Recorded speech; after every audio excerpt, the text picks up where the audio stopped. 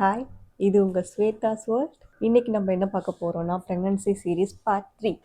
Last பார்ட்டில் நம்ம pregnancy எப்படி வீட்லேயே கன்ஃபார்ம் பண்ணுறது ப்ளஸ் ப்ரெக்னன்சி கிட் வந்து நம்ம எப்படி யூஸ் பண்ணுறதெல்லாம் பற்றி பார்த்தோம். இந்த பார்ட்டில் ப்ரெக்னன்சி கன்ஃபார்ம் ஆனதும் ஏன் கண்டிப்பாக டாக்டரை பார்க்கணும், அப்புறம் என்னோடய ப்ரெக்னன்சியை எப்படி கன்ஃபார்ம் பண்ணேன் டாக்டர்கிட்ட போய் அப்படிங்கிறத பற்றி இப்போது வீடியோக்குள்ளே போகலாம்.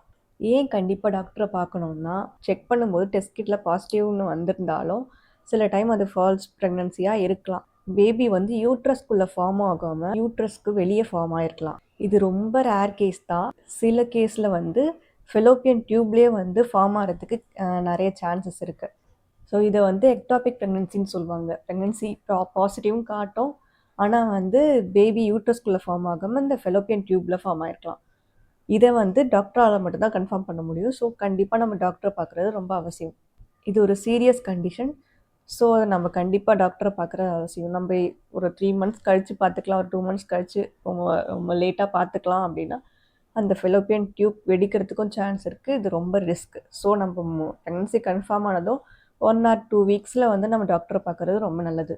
ஸோ என்னோடய கேஸில் இப்போ என்ன நடந்துச்சுன்னு சொல்கிறேன். ஃபஸ்ட்டு வந்து எனக்கு பீரியட்ஸ் வந்து அள்ளி போச்சு. 1 வீக் அப்புறம் வந்து நம்ம நார்மலாக அந்த டெஸ்ட் கிட் வச்சு செக் பண்ணுற மாதிரி செக் பண்ணேன். பட் நெகட்டிவ்னு வந்துச்சு.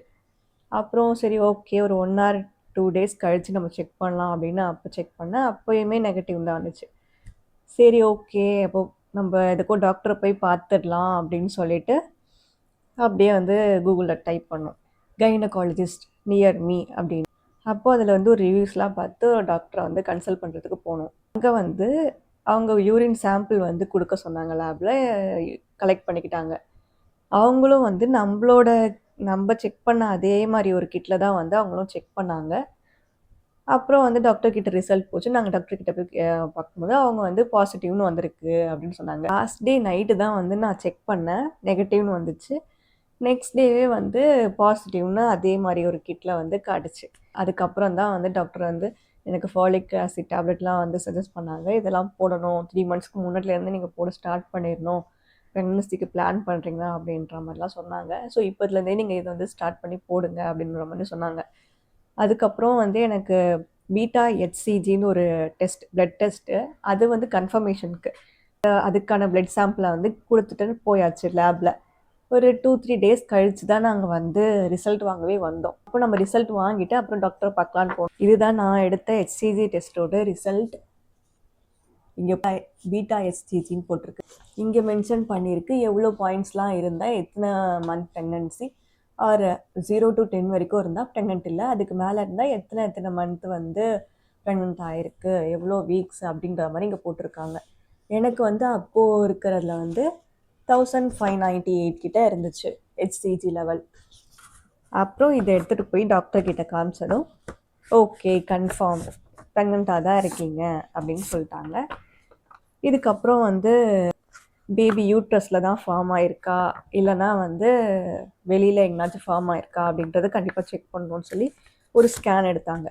இப்படி தான் ஸ்கேன் பண்ணி ஃபஸ்ட் ஸ்கேனில் வந்து செக் பண்ணுவாங்க. இது வந்து யூட்ரஸ், இதுதான் உள்ள யூட்ரஸ்குள்ளே வந்து இதுதான் பேபி, இந்த ஒரு டாட் தான் வந்து பேபி. அப்போது வந்து 4 weeks 6 days இருந்துச்சு. 1 centimeter இருக்கா பாப்பா. இதுதான் ஃபஸ்ட் பிக் பேபியோடது. நான் அவங்களோட பெர்மிஷன் கேட்டு ஒரு ஃபோட்டோ எடுத்துக்கிட்டேன் ஃபோனில். அந்த ஃபோட்டோ தான் இது. இப்படி தான் வந்து ப்ரெக்னன்சி வந்து யூட்ரஸ்குள்ளே தான் ஃபார்ம் ஆகிருக்கா என்னன்ட்டு செக் பண்ணுவாங்க. அதுக்கான வந்து மெடிக்கேஷன் வந்து டாக்டர் சொல்லுவாங்க. பேபி ஃபார்ம் ஆயாச்சு, பேபி யூட்ரஸில் தான் ஃபார்ம் ஆகிருக்குன்னு தெரிஞ்சிருச்சு. இதுக்கப்புறம் டாக்டர் வந்து என்னெல்லாம் டெஸ்ட் கொடுப்பாங்க, என்னெல்லாம் நம்ம பண்ணணும் பண்ணக்கூடாது, எனக்கு வந்து காம்ப்ளிகேஷன் அதை எப்படி நான் வந்து சரி பண்ணேன், அது எதனால் வந்துச்சுங்கிறத பற்றி நெக்ஸ்ட் வீடியோவில் பார்ப்போம். ஸோ ஃபாலோ பண்ணிக்கோங்க, சப்ஸ்கிரைப் பண்ணிக்கோங்க. இந்த கண்டென்ட் யாருக்காச்சும் யூஸ்ஃபுல்லாக இருக்கும்னு நினச்சிங்கன்னா அவங்களுக்கு ஷேர் பண்ணுங்கள். நெக்ஸ்ட் வீடியோவில் பார்க்கலாம். பாய்.